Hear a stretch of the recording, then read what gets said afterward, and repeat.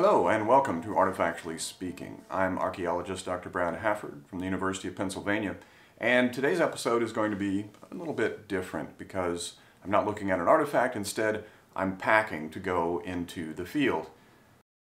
The permit for Ur was renewed, but it was only renewed for conservation. So we're going to help the Iraqis to repair and present buildings, etc., that are still visible on the surface. And I think that's a great thing to do. It's certainly necessary. But it means that research excavation won't be able to continue for another couple of years, so I won't get to find out what's on that east mound for a little while. So to do some research excavation, I'm not going back to Ur right now. I'm going to Nimrud.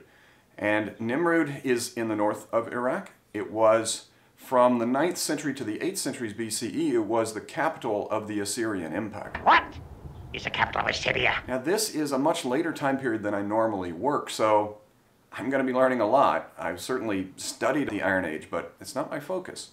So I'm hoping that I will be able to make some videos and show what I'm learning and help other people understand this city.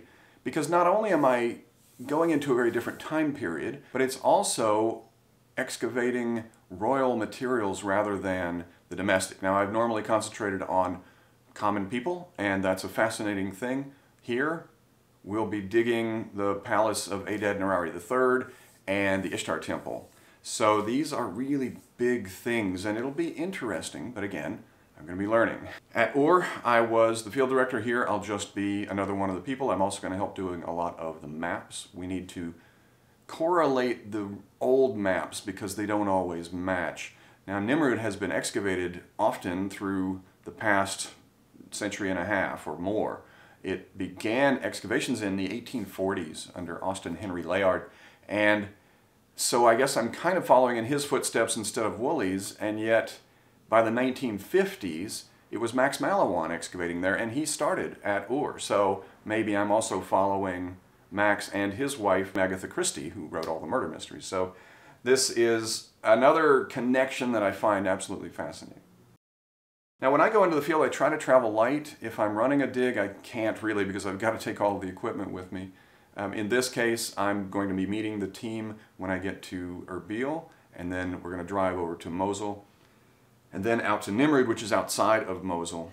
So I can travel relatively light, but there's a whole lot of things that I need. And my personal equipment is almost entirely in the dig house at Ur, because that's where I was, and I was going to return, and I probably will, just not right now.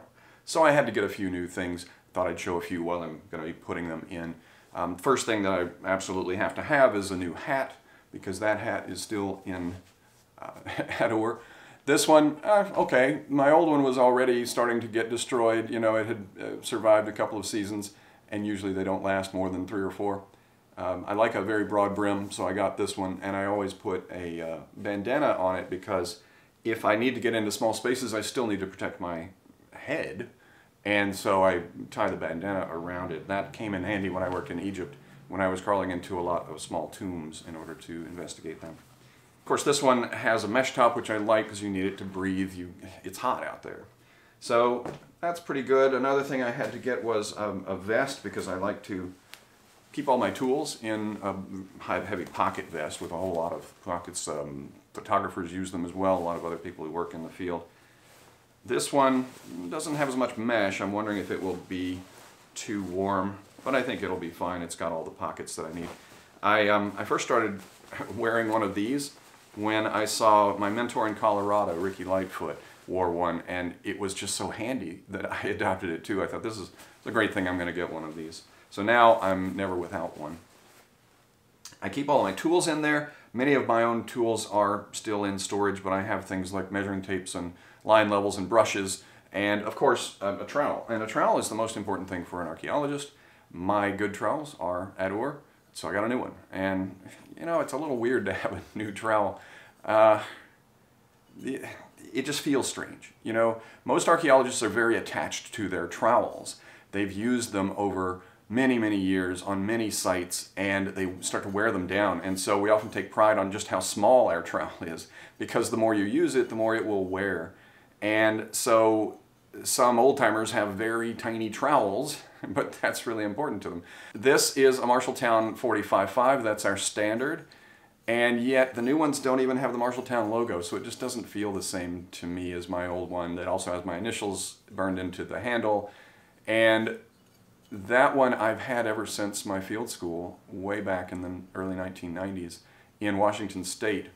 I also found, working in Colorado, my other great mentor, Kristen Kuckelman, used a square trowel, a 52.6, and I thought that was great. So at the end of my work out there, she gave me one that had been modified because 6 is a little too long, so she cut off some of it to make it more stable. And that one's a great trowel that I still use today, but I don't have it, so I'll be working with a new trowel. Oh, various other things, of course, that you need besides clothes. Of course, you've got to have things like that, but always know where your towel is. It's good to have a towel, so I'm going to take one with me. You need a laptop, and these things start to add weight. You've got a lot of chargers and batteries, and I'm taking a book to one of my Arab colleagues who wants to have this one about the royal inscriptions of Assyria, so that adds a bit of weight, but it's good to be able to contribute to other scholars. Notebook's important too, and I like a hard notebook like this. This is a physics notebook that has millimeter graph paper on one side and then notes on the other, and they're fantastic. I ordered a lot of them from Canada, and that was a long time ago when I was working in Syria, and I'm now out of those. And I can't get them in the US, and I contacted the company in Canada, and they said they won't ship them. So I'm kind of stuck. I'm going to have to use other notebooks that I don't much like. I mean, that's okay. It's got graph on it, 2 millimeter, I think, and then other books of millimeter graph paper. Of course, there's a lot of other things that you've got to get your toothbrush and razors and etc. It's a complicated trip because I have not only the goal of going to excavate at Nimrud, which, by the way, is also called Kalhu or Kalah. I'm also going to pick up samples from the Ur excavation. Now, we take no artifacts out, but there are things that we want to do scientific sampling of. So primarily for me, that's radiocarbon.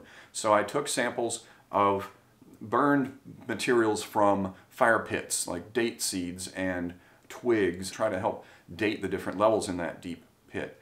So those had to go to Baghdad, and the State Board of Antiquities had to okay them to leave the country, and then Customs had to okay it. So they're still sitting in Customs, and I'm told that I can pick them up. So I'm actually going to go to Baghdad and pick up those on the way back from Nimrud. So first of all, I'm going to go through London to Istanbul, and then to Baghdad, and then to Erbil, and then up to Mosul. And when I come back, it's kind of the other way around, and I will pick them up on my way back. And the reason I'm going to the UK, I'm going to take those samples to the Oxford Radiocarbon Lab in order to have them tested. So it's a complicated trip, but it's going to be very interesting. It's going to last only about 6 weeks. I'll be back. I'll hopefully bring a whole lot of raw footage. I'll make a lot more videos, and I hope that you'll join me and learn with me about the Assyrian Empire and their ancient capital of Nimrud or Kalah.